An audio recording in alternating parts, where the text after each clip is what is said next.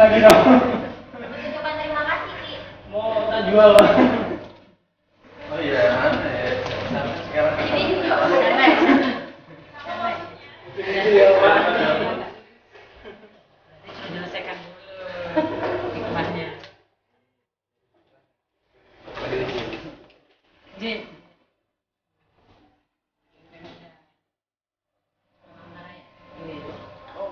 sekolah. Ji.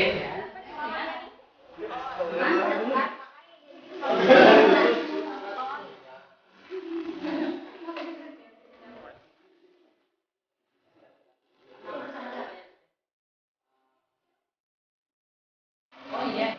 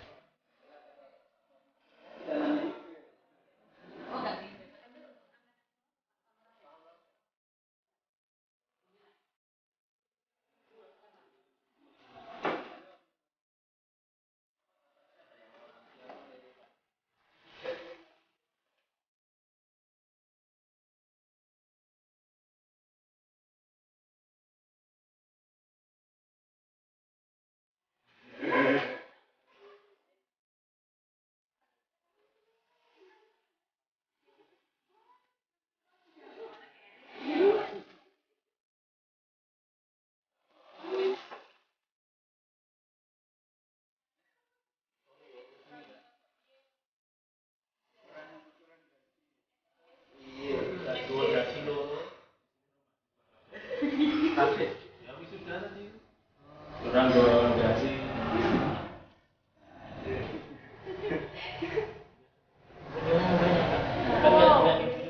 Yang baru ininya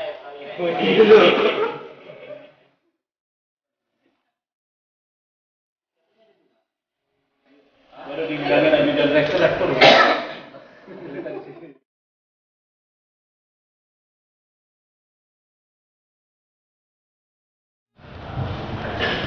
Yang kami hormati Rektor Universitas Islam Indonesia selaku Ketua Sidang, segenap Dewan Penguji dan hadirin. Ujian terbuka promosi doktor atas nama Saudara Sabian pada program Pasca Sarjana Fakultas Hukum Universitas Islam Indonesia dibuka oleh Rektor selaku Ketua Sidang. Yang kami hormati Profesor Dr. Edi Suwandi Hamid, Master of Economics. Kami silakan. Assalamualaikum warahmatullahi wabarakatuh.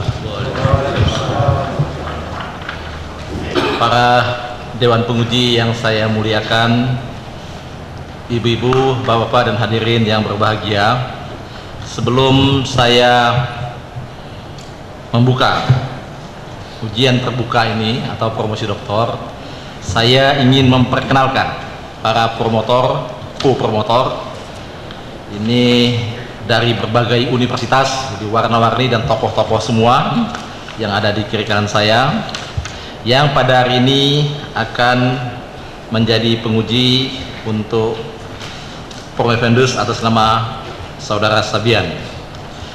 Sebagai promotor adalah Profesor Dr. Sujito SHMSI yang paling kanan. Beliau adalah dosen di Fakultas Hukum Universitas Gadjah Mada. Saya kira tulisannya sudah sangat banyak di media-media yang bisa saudara ikuti. Di sebelah kanan saya juga sama, Profesor Jawahir Tontowi SH PhD. Prof Jawahir bertindak sebagai co-promotor dan adalah dosen tetap pada Fakultas Hukum Universitas Islam Indonesia.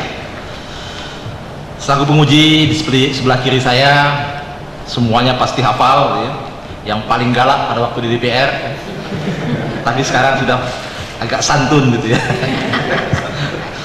Beliau juga pernah menjadi rektor ya, di Universitas Krishna Dwi Payana Jakarta, anggota DPR dan sekarang di Mahkamah Agung.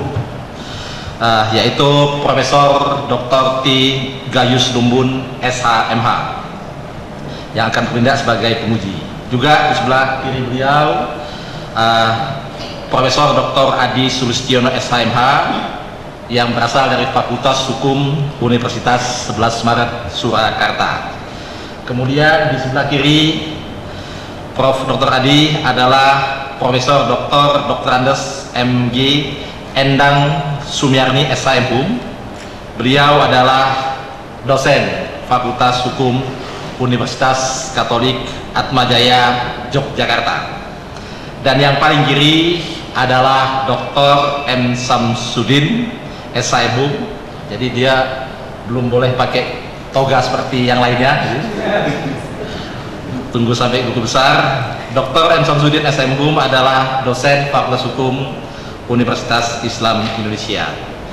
Demikian perkenalan kita dengan para promotor, co-promotor dan penguji. Dan selanjutnya dengan mengucapkan Bismillahirrahmanirrahim, ujian terbuka atau promosi doktor atas nama Sabian pada program Pasca Sarjana Fakultas Hukum Universitas Islam Indonesia saya nyatakan resmi dibuka.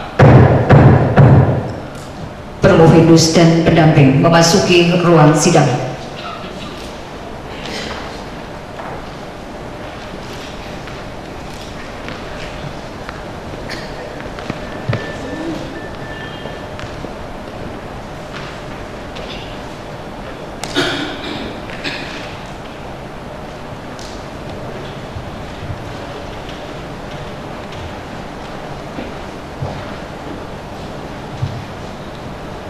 Pelaksanaan ujian terbuka atas nama Saudara Sabian pada program Pasca Sarjana Fakultas Hukum Universitas Islam Indonesia dimulai dipimpin oleh Ketua Sidang. Sebelum ujian terbuka dimulai, kami memberikan waktu kepada promotor yang saya hormati Profesor Dr. Sudito SMSI untuk memperkenalkan promovendus kepada hadirin. Saya persilakan. Bismillahirrahmanirrahim. Assalamualaikum warahmatullahi wabarakatuh. Perkenankan saya membacakan riwayat singkat dari promovendus Saudara Dr. Andes Sabian SHMSI. Lahir di Sibuai pada tanggal 9 November 1963. Riwayat pendidikan formal yang pernah ditempuh: pertama, lulus sekolah dasar di Kota Waringin Barat tahun 76. Lulus sekolah lanjutan tingkat pertama di Kota Waringin Barat tahun 81. Lulus sekolah lanjutan tingkat atas di Kota Waringin Barat tahun 84. Lulus sarjana pendidikan Islam Fakultas Tarbiyah IAIN Antasari tahun 1991. Kemudian lulus sarjana hukum Fakultas Hukum Untama Pangkalan Bun tahun 1999. Dan terakhir lulus Magister Sosiologi Hukum Kriminalitas pada program Pasca Sarjana UMM tahun 2003. Promovendus sejak tahun 1992 hingga sekarang mengajar di STAIN Palangkaraya. Promovendus termasuk aktif menulis dalam jurnal karya ilmiah dan banyak menerbitkan buku, antara lain Mengenal Sosiologi Hukum tahun 2005, Anatomi Konflik Masyarakat Nelayan tahun 2007, Menuju Penegakan Hukum Progresif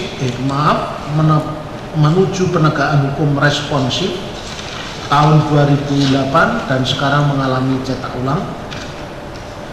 Kemudian Dasar-dasar Sosiologi Hukum, Makna Dialog Antara Hukum dan Masyarakat tahun 2009. Dan yang terakhir menulis buku berjudul Living Law tahun 2011. Dari perkawinannya dengan Ibu Dr. Randa Kustiah Basudi MPD, promovendus dikaruniai 4 orang putra putri. Pertama, Ma'ruf Kusbianto, yang kedua Nugroho Kusbianto, yang ketiga Sophia Setia Kusbianti, dan nomor 4 Mukti Baskoro Kusbianto. Promovendus masuk pendidikan program Dr. S3 Ilmu Hukum Universitas Islam Indonesia pada tanggal 4 September 2007 dan pada hari ini Sabtu 22 September 2012 beliau menempuh ujian promosi doktor. Sebelumnya Promovendus telah menempuh proses pendidikan akademik dari teori perkuliahan, ujian komprehensif atau kualifikasi, seminar proposal, telaah kelayaan, sampai dinyatakan memenuhi syarat maju ujian promosi pada hari ini. Demikian riwayat singkat dari Promovendus kami sampaikan dan atas perhatiannya diucapkan terima kasih. Wassalamualaikum warahmatullahi wabarakatuh. Waalaikumsalam. Terima kasih Profesor Dr. Sujito SMSI. Selanjutnya kami mempersilakan kepada Promovendus untuk menyampaikan intisari dari disertasi saudara maksimal 15 menit. Jadi akan kami hentikan kalau sudah 15 menit. Saya persilakan. Assalamualaikum warahmatullahi taala wabarakatuh. Salam sejahtera pada kita semua.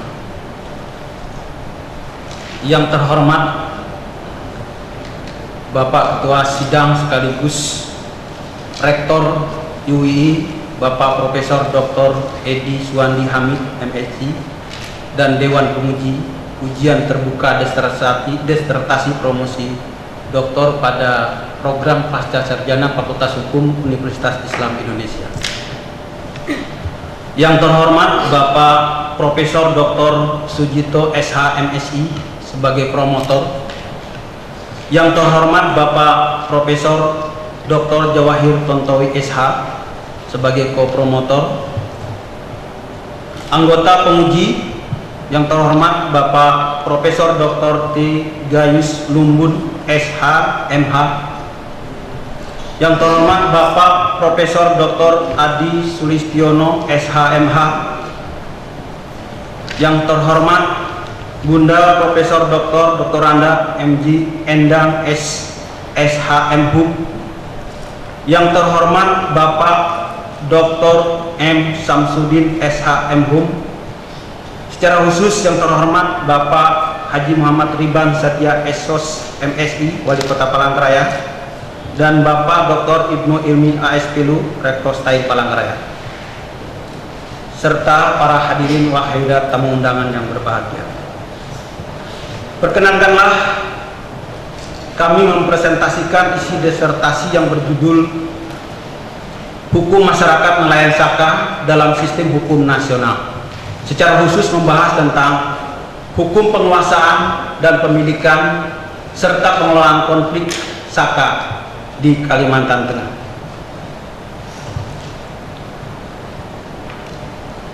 Dan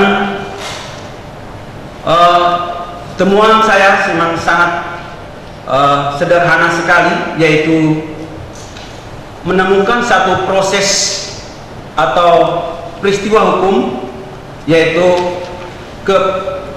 penguasaan dan pemilikan saka serta konflik saka. Saya singkat menjadi HP2S. Dan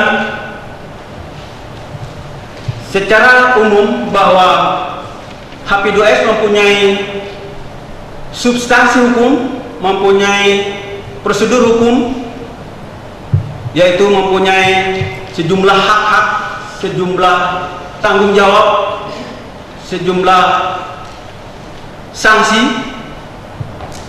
dan secara prosedur secara sederhana ada dua level. Yang pertama adalah penyelesaian sengketa hukum pada level pemilik, kelompok pemilik saka. Kemudian yang kedua adalah kerapatan adat desa atau kerapatan desa.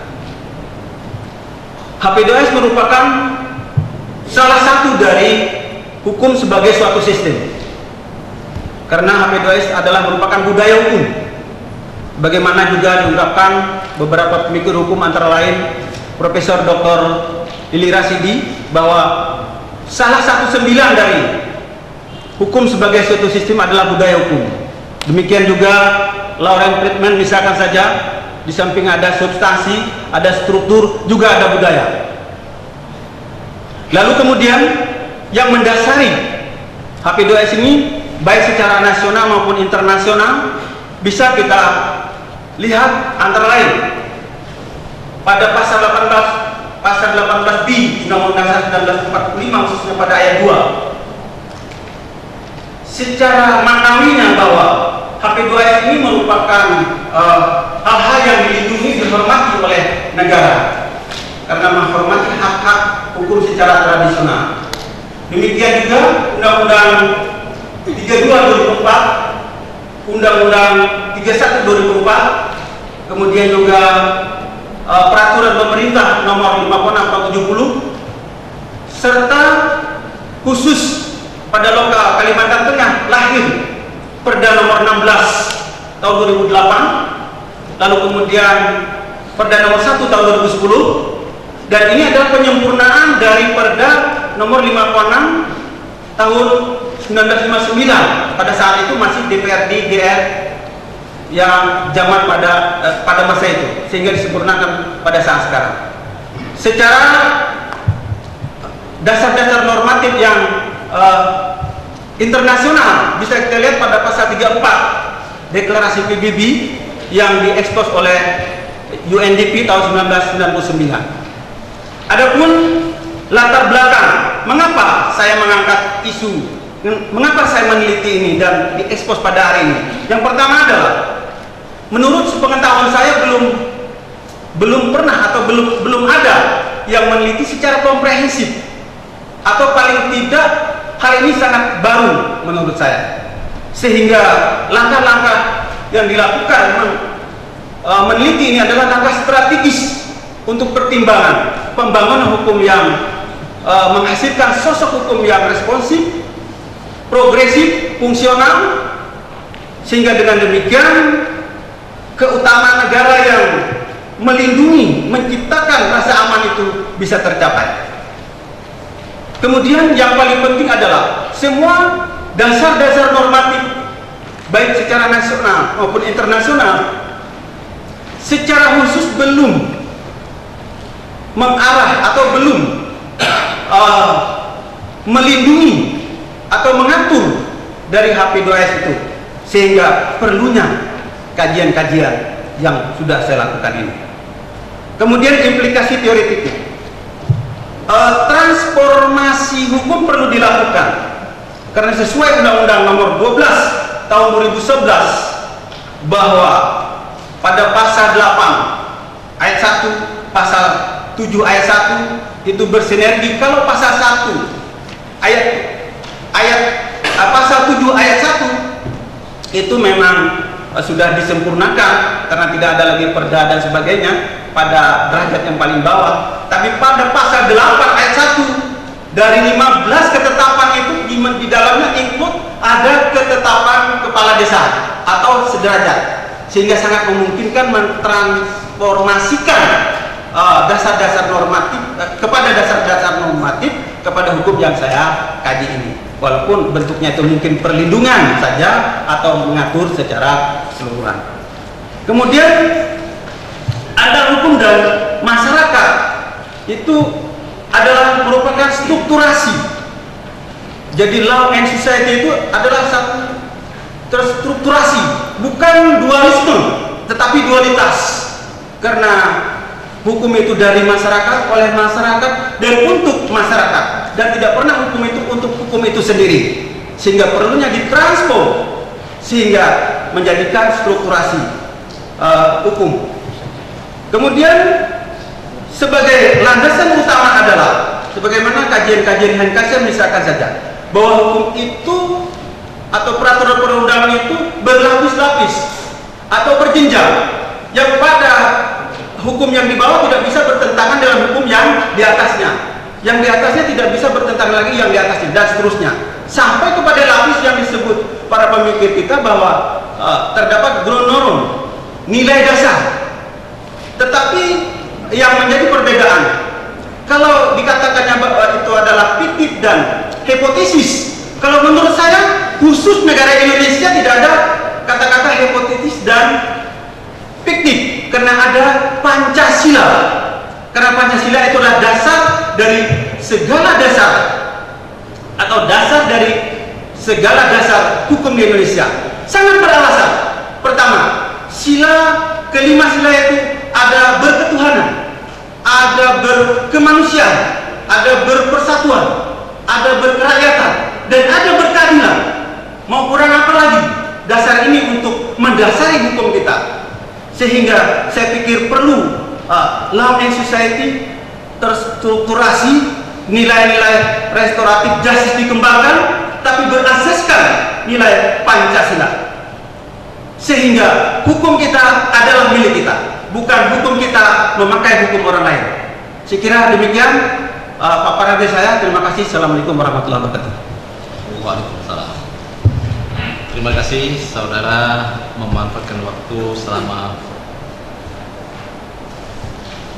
14 menit tepat. Selanjutnya kita mulai untuk menyerahkan kepada Dewan Penguji, yang nantinya setiap anggota Dewan Penguji maksimum kami berikan waktu 10 menit. Dan kesempatan pertama saya serahkan kepada Profesor Dr. T. Gayus Lumbun SIMA. Kami persilakan, Prof. Selamat siang dan salam sejahtera untuk kita sekalian. Terima kasih pimpinan sidang yang juga Bapak Rektor Universitas Islam Indonesia Jakarta. Saya sangat tertarik dengan disertasi ini. Artinya saya menghormati sekali dan mengapresiasi ide dari Prof. Indus, Saudara Sabian. Tentu tidak dapat dilupakan para promotor yang mengarahkan penelitian itu dengan sangat baik, dan saya meyakini ini akan sangat berguna buat bangsa dan negara kita ke depan, khususnya mengenai teori-teori yang tadi dikemukakan dan menghasilkan satu pandangan baru terhadap hukum adat. Saya hormati para penguji, kemudian Bapak Ibu saudara sekalian yang hadir pada siang hari ini, Prof. Indus dan keluarga yang berbahagia. Saya meyakini sekali bahwa karya dari Prof. Indus Saudara Sabian ini sudah cukup bagus, kalau tidak saya katakan sempurna. Tetapi pada kesempatan diberikan oleh Ketua Sidang tadi akan saya gunakan untuk saya berdiskusi agar masyarakat, terutama Bapak Ibu yang hadir pada siang hari ini, bisa memahami dengan lebih jelas apa tujuan dari penelitian, sehingga judul yang ditentukan di sini, hukum masyarakat nelayan Saka dalam sistem hukum nasional. Jadi sistem hukum Saka ini bisa memasuki satu sistem hukum nasional, dan ini tentu melalui berbagai penelitian yang menggunakan berbagai teori. Diskusi saya untuk saudara Prof. Indus, yang pertama saya akan memulai dari akhir disertasi itu yang ada pada halaman 389. Di sini saya melihat bahwa Prof. Indus menggambarkan sikap pandangan dari teori Hans Kelsen. Ya, Hans Kelsen, semua masyarakat kampus terutama di bidang hukum menggunakan teori ini. Hierarki norma hukum yang berjenjang. Nah, dari sinilah saya melihat bahwa analisis terhadap norma-norma hukum yang berjenjang dan berlapis-lapis itu, maka apa yang dikemukakan tadi secara jelas oleh Prof. Indus mengenai Grundnorm. Grundnorm adalah satu norma tertinggi dari Hans Kelsen yang menggambarkan itulah sentral dari dasar dari hierarki perundang-undangan itu.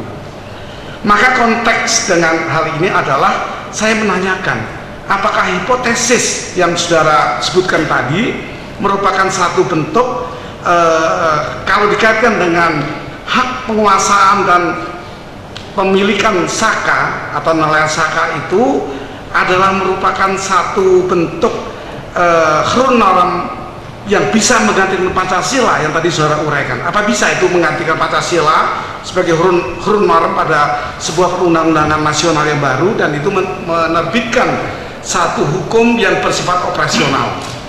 Itu yang ingin saya diskusikan. Kemudian saya ingin memahami juga, apakah saudara melihat nilai-nilai Pancasila yang tadi saudara kemukakan itu tidak bersifat hipotesis, Karena kalau yang saudara artikan dengan HP2S itu adalah hipotesis, maka bagaimana kedudukan Pancasila dalam Undang-Undang nomor 10 tahun 2004 yang sekarang menjadi nomor 11 tahun 2012. Ada perubahan di sana, di mana perda tidak masuk lagi di tata urutan perundang-undangan. Saya ingin mengetahui bagaimana konsep berpikir saudara mengenai sifat ideal dan hipotesis yang saudara kemukakan dalam nilai-nilai Pancasila terhadap apa yang sudah usulkan mengenai HP2S itu. Itu yang pertama, silakan. Terima kasih Bapak Profesor Dr. Ki Gayus Lumbun SHMH atas apresiasinya. Lalu kemudian ada ditawarin berdiskusi, padahal itu juga menjawabnya tidak gampang. Terima kasih. Kemudian yang pertama, apakah tujuan dari penelitian itu yang kemudian dilanjutkan kepada sentral dasar, nilai dasar? Apakah hipotesis bentuk hak penguasaan dan pemilikan anak sungai itu tidak termasuk ke dalam Pancasila? Jadi yang pertama adalah kalau kita menggali lebih dalam Pancasila itu, kita akan ketemu dengan Bhinneka Tunggal Ika. Bhinneka Tunggal Ika ini adalah di seluruh Indonesia, termasuk juga di daerah Tumbang Nusa, itu sangat berbeda-beda. Maka disinilah yang saya katakan sekaligus juga sebagian menjawab pada nomor 2, bahwa hipotesis itu kan ada hubungannya varian A dengan varian B, misalkan saja. Ini tidak perlu lagi kita reka-reka, tidak perlu lagi kita duga-duga, bahwa Pancasila itu sudah jelas dan terang ada hubungannya dengan peraturan perundangan hukum yang ada di Indonesia. Jadi saya katakan tidak hipotesis lagi, sudah terang dan jelas. Sehingga dengan Pancasila itu bukan segalanya, tetapi sumber dari segala sumber hukum, termasuk HP2S itu sendiri. Sehingga kaitan dengan strukturasi, maka nilai-nilai baiknya itulah yang ditransform kepada Pancasila sebagai dasar dari segala dasar hukum yang ada di Indonesia. Dengan demikian, Prof, mohon maaf, jadi saya tidak mengatakan lagi itu ada hipotesis, tapi memang sudah tidak ada lagi anggapan ada hubungan atau tidak ada hubungan. Yang jelas ada hubungan yang kuat bahwa dasar dari segala sumber dasar hukum di Indonesia adalah Pancasila, sehingga derajatnya itu paling tinggi. Tidak ada lagi hipotesis atau ruang hampa, istilah saya. Demikian. Terima kasih. Terima kasih. Selanjutnya, sebelum saya masuk pada pertanyaan kedua, saya ingin meluruskan tadi bahwa Undang-Undang Nomor 10 Tahun 2004 tentang tata urutan peraturan dan perundang-undangan itu berubah menjadi Undang-Undang 12 Tahun 2011, dan yang dihapus bukan peraturan daerah tapi peraturan desa. Itu yang dihapus dari undang-undang yang baru. Jadi saya membetulkan itu. Kemudian yang kedua, saya akan kembali menanyakan bahwa saudara menyinggung mengenai perda tadi dalam pemaparan lisan tadi. Perda nomor 16 tahun 2008 dan nomor 1 tahun 2010 tentang lembaga adat.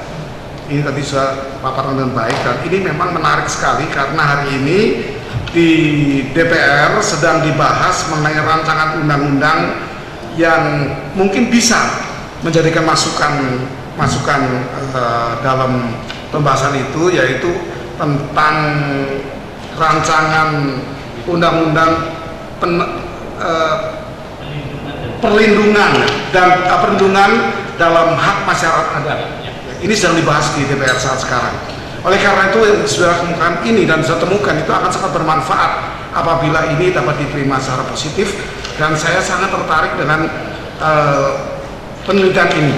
Tetapi saya ingin mendalami lagi, apakah yang saudara artikan dengan HP2S ini dalam aplikasinya atau dalam operasionalnya itu masuk pada hukum rasional, sebagai salah satu bentuk hukum yang tadi saya sebutkan, apakah ini bisa masuk diantaranya kepada salah satu hierarki perundang-undangan pada Undang-Undang Nomor 12 Tahun 2011, atau ini undang-undang khusus, atau apa yang menjadi usulan Komite Saudara mengenai ide-ide tentang hak-hak adat ini, khususnya adat Saka ini. Terima kasih. Silakan. Terima kasih. Oh, jadi begini, saya kembali kepada teori-teori pembuatan peraturan perundang atau teori pembuatan hukum.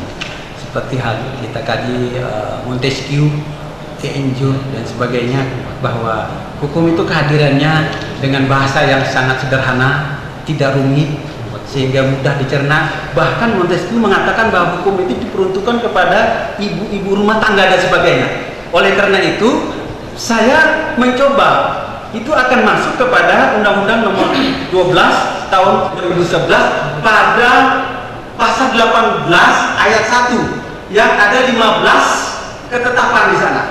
Yang paling bawah adalah ketetapan kepala desa dan yang sederajat. Jadi sangat memungkinkan ditransform kepada pasal itu, kalau itu memungkinkan. Kalaupun tidak, bisa saja mungkin masuk ke lebih atas lagi kepada perda, tapi membuat perda sebagaimana kita diskusikan terdahulu tidak mudah begitu. Sehingga menurut saya itu bisa masuk, tapi melalui yang sangat sederhana sekali mungkin, tetapi fungsionalnya tidak sederhana. Begitu ketetapan perlindungan HP2S misalkan dikeluarkan, masyarakatnya akan manut, akan mengikuti ketetapan itu. Saya kira demikian. Baik, saya sudah jelas, Pak Ketua. Saya mau waktu sedikit lagi untuk menuntaskan diskusi saya ini. Ini yang terakhir, dan ini penting karena ini saya tidak melihat sama sekali di disertasi ini, yaitu mengenai peraturan daerah Provinsi Kalimantan Tengah Nomor 16 Tahun 2008. Di sini saya tidak menemukan bahasan saudara mengenai bagaimana intervensi pemerintah terhadap ketentuan adat.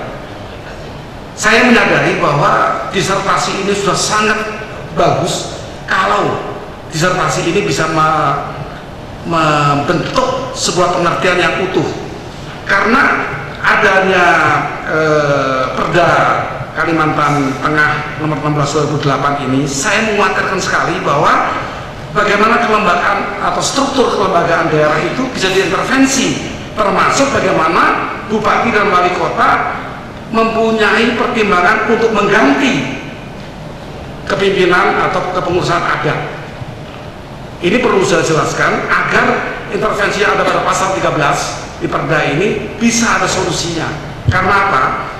Adat mempunyai spesifikasi bahwa ada kalanya adat itu diatur turun-temurun, tidak boleh digantikan oleh orang di luar keturunan adat. Saya tidak tahu di Kalimantan Tengah, tapi ada adat yang seperti itu. Bagaimana intervensi pemerintah daerah terhadap kepimpinan adat untuk kepentingan masyarakat di daerah sana? Itu saja. Terima kasih. Terima kasih. Masih ada waktu, Pak? Ya. Sebagaimana yang saya ungkapkan dalam bahasan itu, memang saya berawal dari meneliti ini ada kontroversinya, sehingga saya baca Perda 16 2008 baik yang zaman DPR DGR dulu sampai kepada 2010, memang sudah sangat baik terobosannya untuk mengatur kedamangan, tetapi secara khusus HP2S ini memang belum, sehingga kontroversi itulah yang saya angkat, sehingga saya mengatakan peran pemerintah perlu melindungi masyarakatnya, tapi melewati barangkali yang sangat sederhana, memerintah kepala desa itu untuk membuat ketetapan dan sebagainya. Jadi memang belum ada intervensi, sehingga kontroversi ini yang saya ambil. Terima kasih. Terima kasih, Ketua. Terima kasih Prof. Gayus. Selanjutnya kesempatan kedua kami berikan kepada Profesor Dr. Adi Sulistyo. Kami persilakan.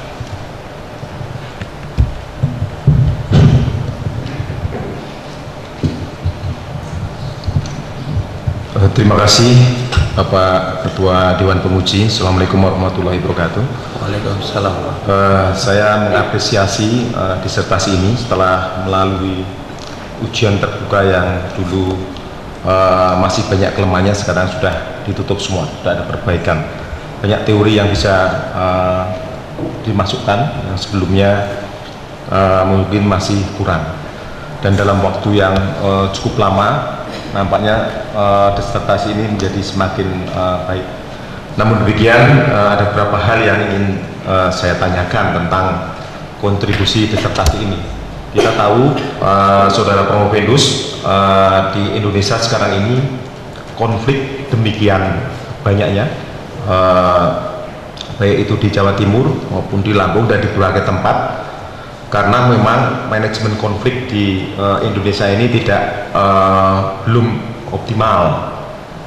Nah, yang perlu saya tanyakan, nilai-nilai atau pranata apa dari masyarakat sana yang bisa diakomodasi dalam sistem hukum nasional untuk membantu menyelesaikan problem nasional tersebut. Jadi saya belum melihat nilai-nilai atau pranata-pranata apa di masyarakat sana yang bisa diakomodasi dalam sistem hukum nasional. Kalau di Jawa misalnya kita mengenal ada ngalah Gede Wekasani. Jadi orang yang ngalah itu baik rukun agawi santoso. Kalau kita bersatu, ini menjadi baik. Kemudian celah agawi bubrah, tidak boleh kita berkelahi karena itu akan menyebabkan berantakan. Kemudian peluru tanpa bolo, ini di Jawa sudah dilakukan dan Pak Jokowi ketika datang ke Jakarta juga tanpa bolo, orang-orang Solo tidak diajak ke sana.